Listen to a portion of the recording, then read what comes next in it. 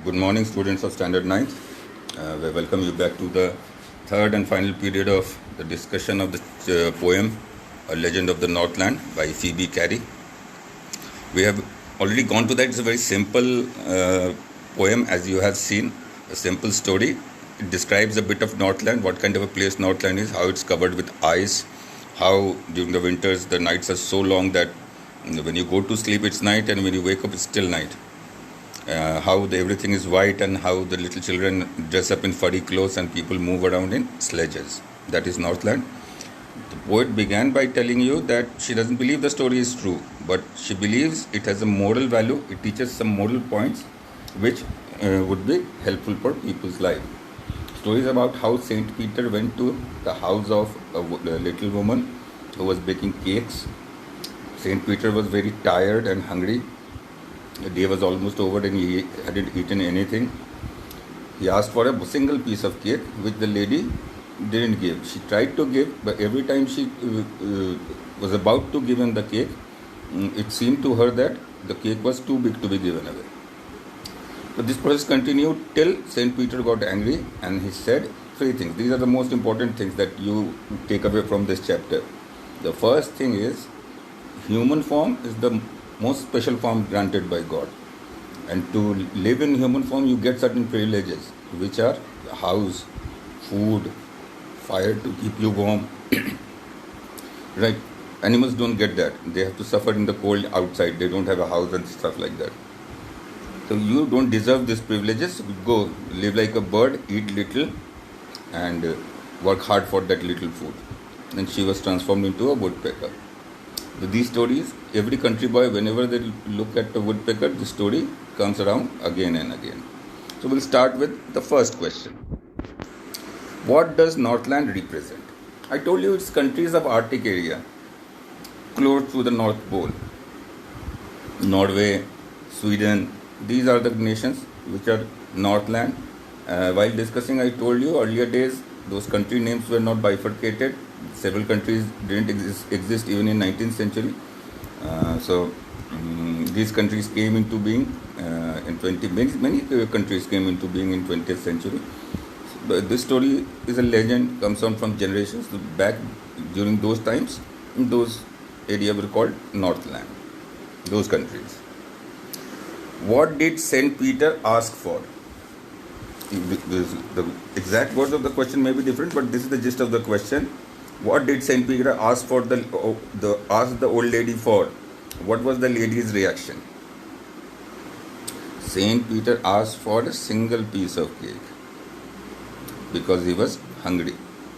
How did the woman react? The woman showed selfishness. She wasn't ready to part with her cakes. She tried to bake a smaller one every time, but to her it seemed they are too big to be given away. This shows that she was greedy, she was selfish. How did he punish her? Our next question is, how was the lady punished? How did he punish her? Saint Peter got angry looking at the selfish behavior of the lady. He cursed her to become a woodpecker. Who would?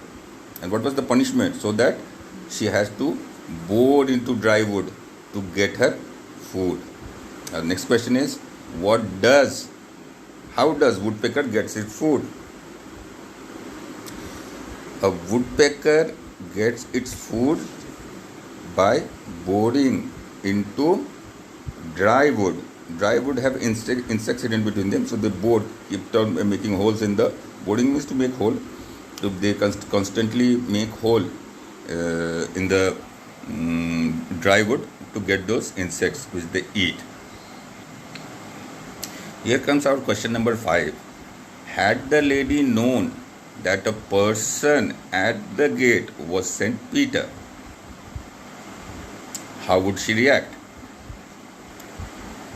See, several points are there. The lady, had she known it is the saint himself, she might have offered all her cakes that she had baked. Second thing, she was a selfish woman, so she knew if the saint gets happy, she could be blessed with all the riches in the world. That was also logic. And the third logic, we can say, if we think positively, uh, the fact is that the girl with the lady in our question is ignorant. The lady in our question is ignorant. She wasn't aware of the fact of a saint coming to us, or anybody who comes to her house is like a saint, and we should Atithi Devo Baba said things like that. Such things are even said by our forefathers. So, due to her, had she known, she wouldn't have made the mistake of showing selfishness or greediness. She would have not been ignorant and would have been blessed by the saint himself. Now the next question.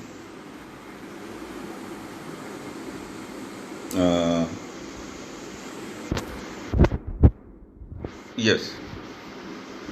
Is this a true story? No, it's not a true story. It's a legend. The title itself says legends are not true story. We know that. And this is the first thing. Title says it's a legend, so it can't be a true story. And second thing, the poet herself mentions that she doesn't believe the story she's going to tell us is true. She's only telling it for the moral message that it contains. Now, what is a legend? Two things must go with legends. A, legends are old traditional stories which contain some moral message, moral teaching. And second, they pass on from generations to generations. They have no author. You can't tell me who wrote this legend. If I pick up and write, it becomes mine. If you pick up and write, it becomes yours. There is no author of these stories. Right? They come on from generations to generations. Another legend we read recently was in the Kingdom of Fools. That was a folklore, the story that goes on. So these are more or less synonyms, legends and folklores. People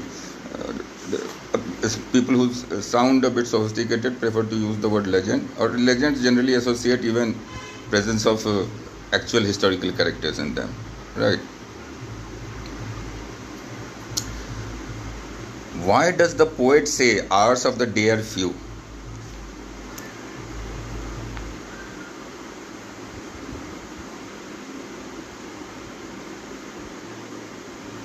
So there is another question that is in the book. I have not taken it. Write the story, A Legend of Northland, in about 10 sentences. So you can write that sentences in a paragraph. Try to write the story of what happened, how Saint Peter went, and how did the lady react, and as a result, what Saint Peter do. It's easy. You can write it in 10 sentences. Look at the words at the end of the second. Shows the rhyming words. You have to make a list of rhyming words that I am very sure you will be able to make. And you have to write a legend from your local language. So you know several of the legends you know, right?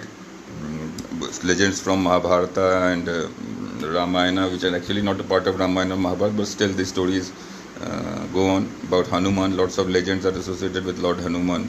So you can pick any that you like.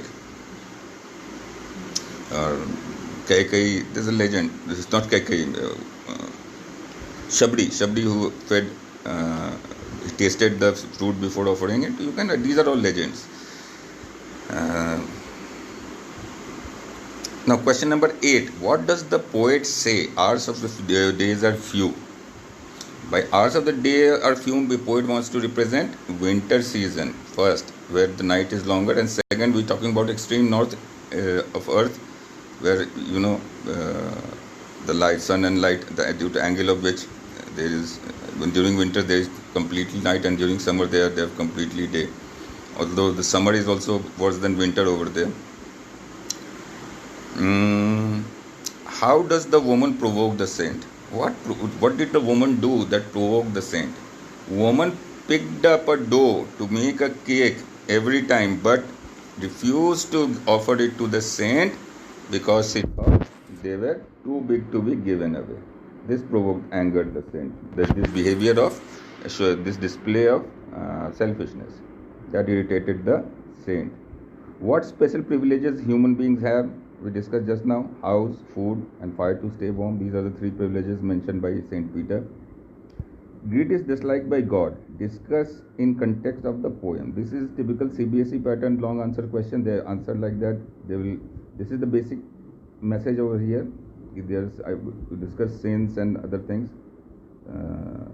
Certain things God even don't forget. Greed is one of them. Selfishness, avarice. These are all disliked by God. We have to write. We will start with introduction would be of Northland, what kind of a place it is and what kind of folklore is popular over there. Then you will 4 points about Saint Peter and why was he at the lady's house and what happened to the lady, and last point would be how was the lady punished, and the conclusion would be this shows Saint Peter himself didn't forgive someone who displayed greed. Well, children, that will be all for this week. See you again next week. Till then, goodbye.